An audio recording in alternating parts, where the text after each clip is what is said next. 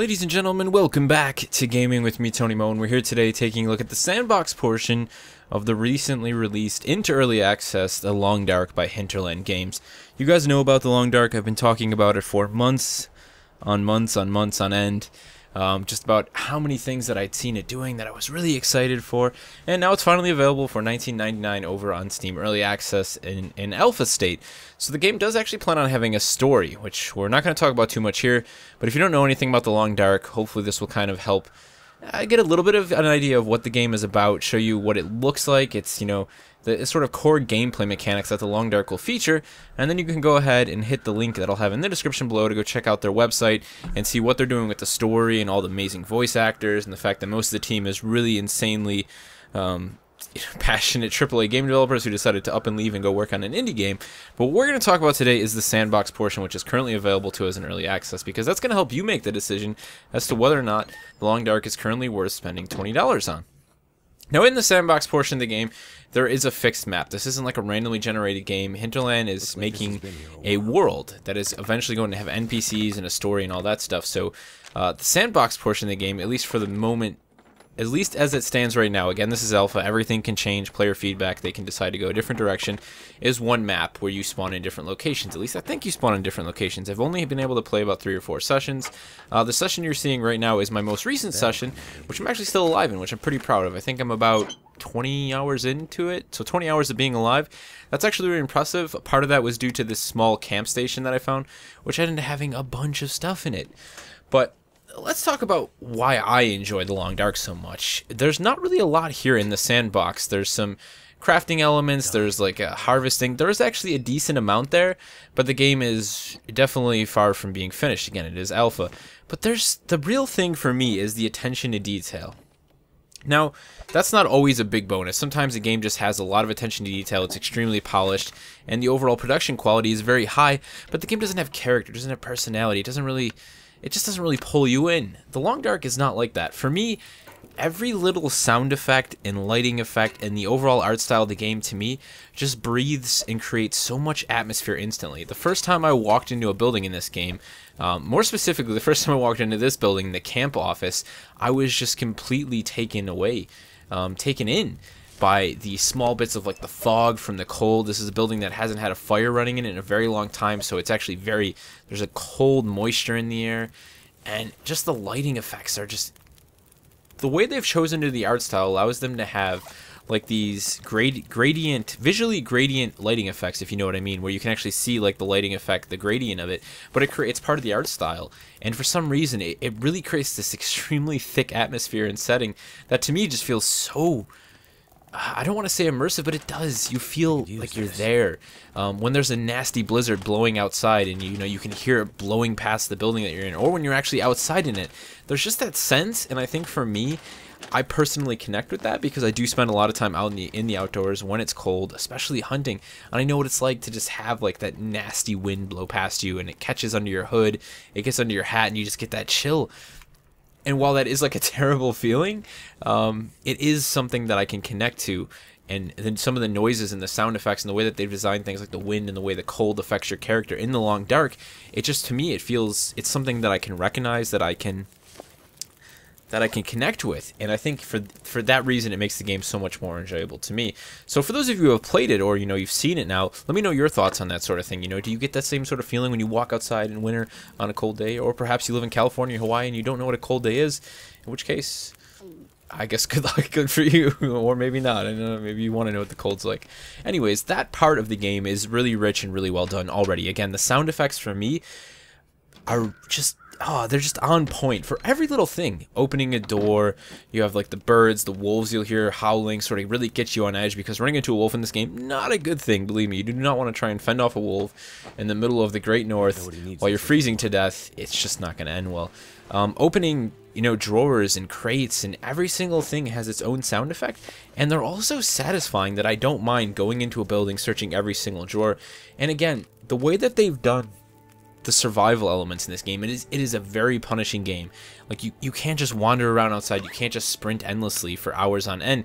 That's not what the game is about. It actually scales everything. So time is scaled, the way that you're affected is scaled, and a lot of people might say, well, that's unrealistic, but the fact is, I don't want to sit down and play a survival game for 4 days before something actually starts to affect me.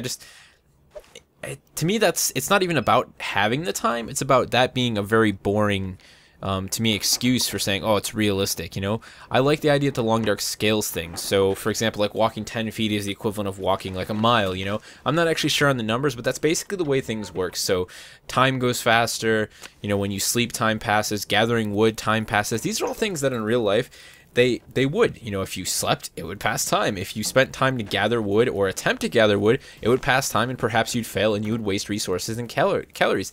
These are all key elements to actually surviving in real life, and they're just scaled in the Long Dark, so you don't have to spend 5 or 6 hours gathering wood before your character finally becomes cold or gets frostbite. It happens over a smaller amount of time, which means you can sit down and you can have these smaller, more compact, and more memorable sessions of the sandbox mode of the Long Dark. It doesn't require you to play it over a month to actually enjoy it or to be able to see what the game has to offer. You can sit down for a couple hours, maybe even an hour, and start to experience the crafting elements and how starting fires works and searching for things and you know, just surviving and keeping your condition down and you know, taking care of medical supplies, perhaps even repairing clothes. That's something that you can currently do. There are so many small elements that the game like sort of just shoves in your face, and I imagine over time with the sandbox, you know, there will be players who just start to know all of these things and parts of the game will become a little bit easier for them. But I'd like to think that the fact that the game remains so hardcore will even put those people still on an edge to be like, where do I go next? I mean, the biggest thing for me in the Long Dark is you start off in the middle of nowhere, right? And there's usually multiple paths where you can see into the distance, and you have to make that choice to yourself. You have to say, which direction do I go? I mean, you can guess. Maybe you can climb to the top of a little ridge and you can try and look into the distance. Hopefully there's not a blizzard, and spot what looks like a small wooden house, and hopefully it's not just a cave or a rock that you're confusing it for, and you can take that risk. Or you can just, you know, you can throw caution to the wind and just say, I'm picking north, I'm picking that direction. And maybe you're wrong, maybe you're right. That's a whole nother element of this game where it's not just like, I chose the wrong direction, I'll just turn around and go the other way. Well, yes, you can do that, but you've basically killed yourself by doing that. You may have spent 10 or 15 minutes, which equates to your character becoming very cold, very fatigued, hungry, thirsty even, walking in the wrong direction when you could have walked in the right direction, made it to, you know, something like the camp office, gotten warmth, perhaps found some food. And again, you know, you're really just trying to delay your death in Long Dark sandbox mode. I can't imagine there'll be people who'll be able to survive infinitely. I don't think that's how the sandbox mode currently functions. But again, everything we're seeing here is alpha, and I'm personally looking forward to what they're going to be adding to the game very much. There's already a couple things. For example, you can make sort of a snow shelter, which is an actual thing, kind of like an igloo, I imagine. I like that. That's something that's coming later on in the alpha. I want to see more of those elements, you know. We don't have to, you know, assume that our character is like this ultimate survival expert and he knows all of these things. But the ability to do them and to allow the player to make the decision to those things, and again, to give them a risk or reward, like here's how many calories you burn, maybe it'll fail, maybe it'll succeed, you know, you can get better at starting fires.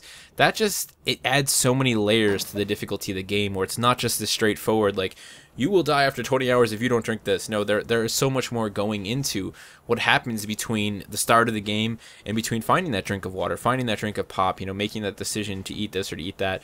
Or, for example, like you're saying in the video right now, making that decision to go outside and then immediately say, why am I going outside? It's dark out, it's colder than it's ever going to be during the day, and we have a house that we can start a fire in and we can sleep in at least. Now, even if you can't start a fire, being inside that house in real life is the decision I would make. So I turned around and I went back inside and I slept, because sleeping for 6 hours under the covers is much better than sitting around. I had nothing to do. I couldn't eat food, twiddling my thumbs. I might as well get some sort of sleep, get my body as warm as I can under the blankets, generate that heat, and then fall asleep. That's what I would do. So that's what I did, and it was the right decision, because I woke up and I was able to continue to walk out into the early morning and hopefully find my next survival point, the next place where I can look for supplies to continue my existence in the Long Dark's sandbox mode.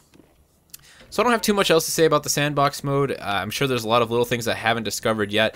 Again, the attention to detail in this game and the production value is already really high at such an early state. I like the small details, like you being able to place the lantern on surfaces. it's just like, yes, why not?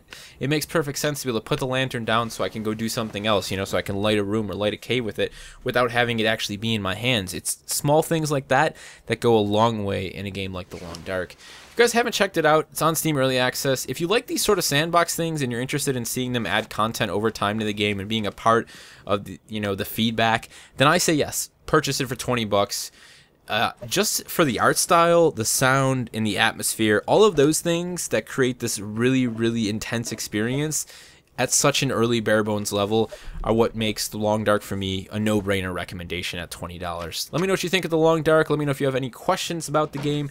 And again, be sure to go check out their full website to see what they're doing with the story and the characters and all of that wonderful, lovely stuff that we'll be seeing as we move into the future of The Long Dark. I'll see you in the next one.